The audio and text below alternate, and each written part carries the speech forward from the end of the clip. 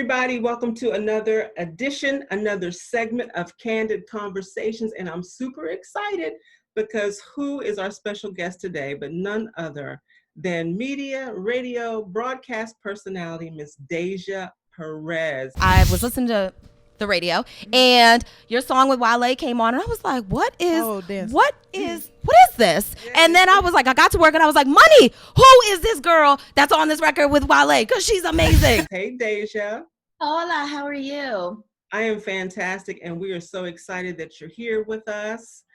Just to roll up our sleeves and just have a good girl conversation where some other people can definitely glean from your life. Oh, okay, I'm ready. Hit me with it. For people that don't know you, you're on WKYS, and you have done several voiceovers with different companies, Macy's, I think, Giant, just name them, Yeah. and that's exciting. I'm very blessed. But what blew me away about you, Deja, is your work ethic, right? Mm-hmm. You started out in this business working part-time.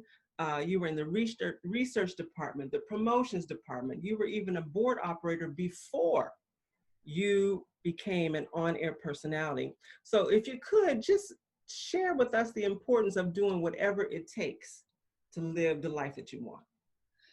So, I think first things first, it obviously takes some drive, which I didn't realize that I had. I mean, I don't really think I have it until people start listing things and I'm like, oh, I guess I did do that. But there's definitely some drive, but also I'm really blessed to have an extremely supportive family, and they're super understanding. So when I first started and I had all the crappy shifts and had to work all the holidays and everything like that, my parents would hold Thanksgiving dinner for me so I could drive 3 hours home. And, that helped having the support system. But honestly, part of it is, I think I struggled with knowing what my purpose is, right? Like a lot of people do. And my entertainment report, What's Poppin', is the one thing that I never doubt, right? Like it is my baby and I cherish it. I will do it sick, hungry, tired, it doesn't matter, right? Upset, none of that matters. What's Poppin' matters. And I think that when you find something that, like I said, I was struggling with what my passion, what my purpose was. And I think when you find something that in your spirit feels completely right, that's how you know that that's something you should be doing, and you should be fostering that and, feeding into that and trying to make it bigger, if that makes sense. It does make sense. And let's talk about What's Poppin'. Okay. Let's talk about your baby. Yeah. Tell our viewers exactly what it is and how it came about. So it is an entertainment report that currently runs. It ran on KYS for well over 10 years. For the last, I guess, 2 years now. It's I do it with the Donnie Simpson Show on Magic 102.3, 92.7. I also have been doing a sports version for our sports station, the Team 980, which I love. So it's basically just an entertainment report. So all the scandalous, salacious stuff that the entertainers and actors and athletes get into, I'm gonna talk about it on What's Poppin'. Mm-hmm. That's exciting. And you said you're doing a sports version now. Yeah, so it's all whatever these athletes get into, the shenanigans that they find themselves in. Yes. Well, how do you feel about the NBA players protesting? So this is a good time to ask you all that. of it. I'm here for all of it. Here's the thing. They have a platform, and for the very, forever, people act like racism isn't their problem, or racism doesn't affect them because it doesn't immediately impact them. It's a real thing. And it's a real thing that as Black people, we have grown up with certain expectations, right? Like there's kind of, I don't want to say conditions, but you know how customarily you'll be like, oh, that's a Black person thing, or that's a white person thing. You know what I mean? With regards to racism, or if something happens and they get off, your first inclination is that must be a white person or whatever, because the rules aren't the same. And we were raised to understand that the rules weren't the same. Furthermore, we were raised to understand that we had to work 2, 3, 4, 5 times as hard, as much as the next person just to be considered equal. and these are real systemic things. And I think that the NBA players using their platform is amazing. And the fact that what's happening to Black people has happened since the beginning of time, right? But now that we're in this world of camera phones and things going viral, and now we're able to see it in these other places, you know what I mean? Like that we wouldn't have necessarily had access to it 10, 15 years ago, you know what I mean? And I think that's amazing, because now it's a global problem and people are understanding the severity and the gravity of it. Yeah. And I'm really praying that change in the legislation that needs to be passed will be passed finally. You know what? I am, at times I kind of vacillate between like, I can't take another Black body. I can't, right? But then on the flip side, this young generation is giving me my entire life with the protests, and they're affecting change, and they're organized, and I am so excited about this young generation, and they come from a place of equality. You've got a lot of young, melting pot kids that have been raised with white and Black and hip hop and this and that, and it's their normal, they don't understand why everything isn't equal. Right. And that's our generation. I'm so here for it. Yeah, me too. Deja, I talk to all kinds of people who, some people want to start businesses, they got dreams, they got goals. And a lot of times people don't realize that until you put the muscle behind the hustle, ain't nothing going nowhere. Baby. Right? So just share with us the importance of execution and executing what's in here and what's right here, because what's popping had to start out as an idea before it became reality.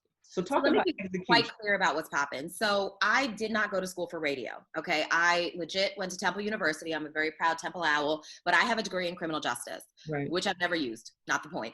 But when I started in radio, I literally had no experience. So I was probably in radio a couple years, and they asked me to do what's popping, and I didn't know how to do it. And it was very perfunctory. It was very newsy. Like Chris Brown got in a fight, or so-and-so did this, or it was just no personality, no whatever. It was just very, regimented, because I didn't know what I was doing. But over time, as I got more comfortable with it, and I realized that I am just telling you what's popping. Like I'm not reporting to you. I'm just like, girl, did you hear about so-and-so? And when I took that approach and I personalized it and I made it mine, then it became what it's become. But honestly, I have always worked a full-time job while I've worked in radio. Most people don't know that, because radio is a very fickle business. So like you can be in today and have great numbers, and then they could be like, we're just going to go in a different direction. You know what I mean? Mm-hmm. And I'm a whole adult, and I'm not from this area. So I don't have like, I can just say, let me go live with my parents and, you know what I mean, make everything okay. No, I'm an adult that has bills, and I need to know every 2 weeks I'm gonna get X amount of money so I can pay my bills. But radio's always been my passion. So with those people that are wanting to start businesses and wanting to do things, it is a grind. There are some times where you're like, what am I doing? The definition of insanity is continuing to do the same thing, expecting a different reaction. And I keep doing it, but I think part of that is you got to believe in what you're doing. I think you also have to have a really strong support system, but also have a way that you can live while you're fulfilling your dreams, so that eventually your dreams will be able to pay for your lifestyle. Mm-hmm. That's probably the best way I can put that. Yeah. Exactly. You have interviewed some of the best and brightest. You've interviewed entertainers, artists, today's influencers, but is there one interview that was so profound to you that it left a lasting impression on your life? So I've been super blessed to meet all sorts of people. The one that sticks out the absolute most to me is Jill Scott. And the reason why is, I love her, but she also went to Temple because she's from Philly. I'm not from Philly, I'm from Jersey, but whatever. But it was right after she, I think, split from her first husband or whatever it was. And I was kind of going through like a breakup as well. And so I was asking life questions, and I was asking her if she would ever get married again. And she said, only if I find the right person. And I'm like, well, duh, we're all looking for the right person. Right, How do you right. know? What's the secret? Exactly. And she was like, well, nobody can hold their stomach in forever. And I was like, oh, you are so right. You are so right. Like, I don't know why in the moment in the space where I was in my life, like it felt so profound to me. You know what I mean? And I'm like, okay, that's hopeful. But also her energy was amazing. I mean, I can't even lie. I've been blessed. I've met a lot of amazing people. Recently, maybe about a year or so, I interviewed Megan Thee Stallion before she was like she was getting started, but she wasn't where she is now. You know what I mean? And she was just so humble. And I personally feed off people's energy. So sometimes you'll meet some artists and they'll be like, for instance, with Jill Scott, people warn me like, oh, she can be this, she can be a diva, she can be that, right? Never got that. I also am a firm believer in you get what you give. You know what I mean? So me, I'm a fan. I'm also going to interview you, but I'm going to respect you. I'm not going to ask you questions that, are intentionally, I'm not trying to embarrass you in this interview. You know what I mean? Like, I want to know about you because I'm a fan, but yeah, that's probably my favorite. That's awesome. Nobody can hold their stomach in forever. And isn't that true? Girl. Yes. Deja, something that's super interesting to me about you is you have carved out your own lane in the industry. So, talk to us about how you pulled that uniqueness out of yourself, you put it out here on display, and you just go for it. You capitalize on what's unique about you. So it's kind of crazy. When I first started in radio, they were really strict about me just like reading the lines on the paper and not doing anything else. And so for the first couple years that I was in radio, that's all I ever did. And I wasn't really myself. I just was reading the words on the paper, you know what I mean? And it wasn't until I got to Radio 1 and they loosened up the reins a bit from where I'd been, and I could just be myself. And I realized there are some people that, even actors, musicians, whatever, they put on a persona, right? I don't. I am who I am 100% of the time. Take it or leave it. I am who I am. So when I crack the mic, I am not being anyone. It's literally like me and you having this combo, like, hey girl, what's going on? Woo, woo, woo. And I think once I realized that it was okay to just be me, everything else kind of falls in place, but I am a firm believer in authenticity. And I think that real recognizes real. And I think that part of the reason I've been able to sustain as long as I am is because I'm a very transparent person. So you can ask me anything. I'm going to tell you the truth about it, good, bad, ugly. I'm just a very real person. And I think that just resonates with people. Mm-hmm. We are in the middle of a pandemic, as you know, and the whole world knows. Do you have any tips, any advice on anything that you may have learned or learning how to cope? Anything you want to throw out there? So my best friend, when the pandemic first started, right, I rediscovered the Oreo McFlurry, which is terrible. Like, I don't recommend it, right? And I would get them daily. And that's also not good. Don't judge me. Look at all that judgment on your face. Don't do that. So my best friend, when the stuff was really popping off, my best friend was like, girl, you can't go to McDonald's every day. Like, you exposing yourself. Fine. So I ended up looking up online how to make a copycat recipe for an Oreo McFlurry.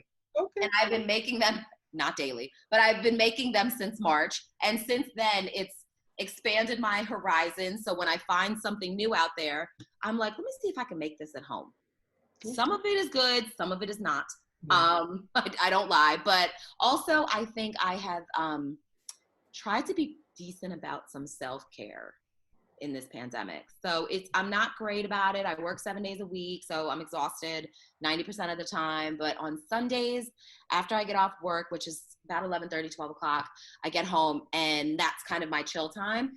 I try to do some sort of self-care, like whether it's a face mask, a hair mask, I'm not great at it all the time, but I try.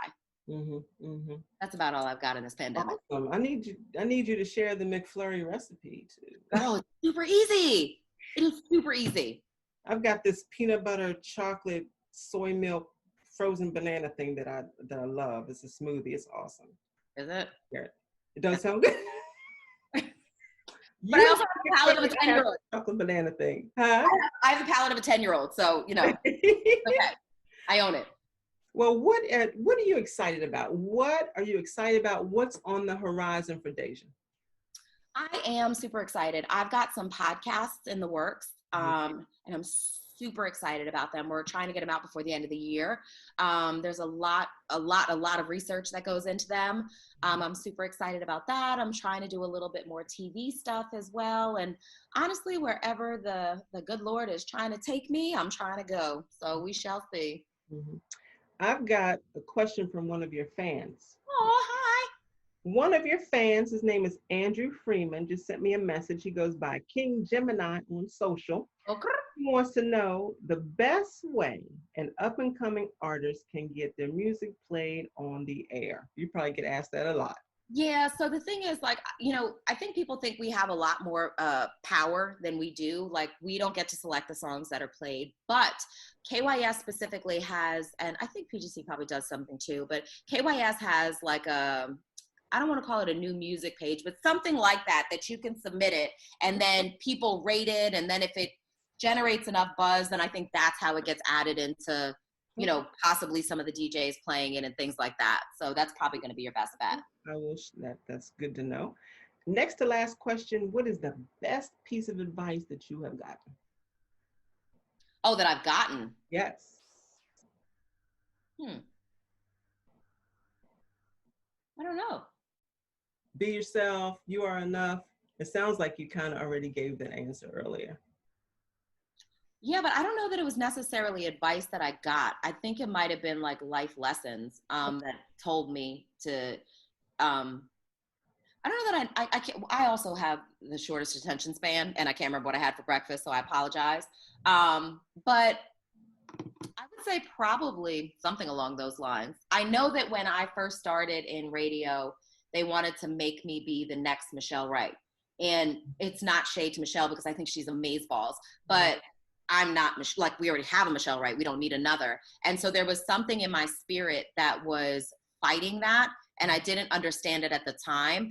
But when I looked back on it, I realized I was fighting it because I wanted to be me. I didn't want to be the next person. So I don't know if it's advice that I've gotten or advice that I'd give, but when you feel something strong in your spirit, listen to it, and also have self-reflection. So, like, you know, they always say hindsight's 20/20, which it is, but being able to discern like what that lesson was in that moment and being able to apply it to, you know, the new. So for instance, when I was doing mornings with Ange, they wanted to switch up what's poppin' and make it kind of more detailed and more, normally it's like just a bunch of short stories, like I give you a whole bunch of info in a little bit of time.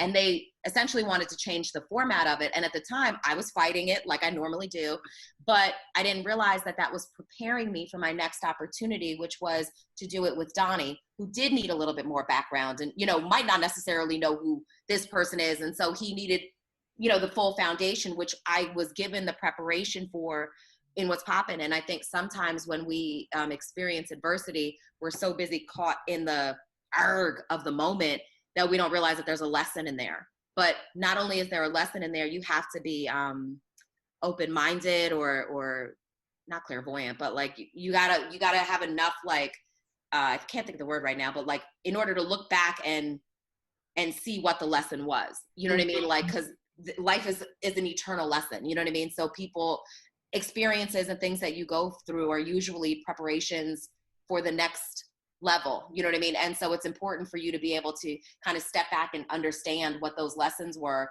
because I also firmly believe that the universe will continue to send you the same message until you get it.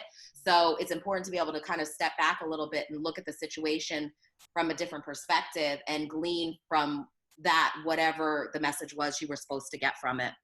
That's good. You got a lot of wisdom, lady. Have a little something. Well, tell everybody your handles, how they can stay connected with you. Yes, I am on all things social media at Deja Perez.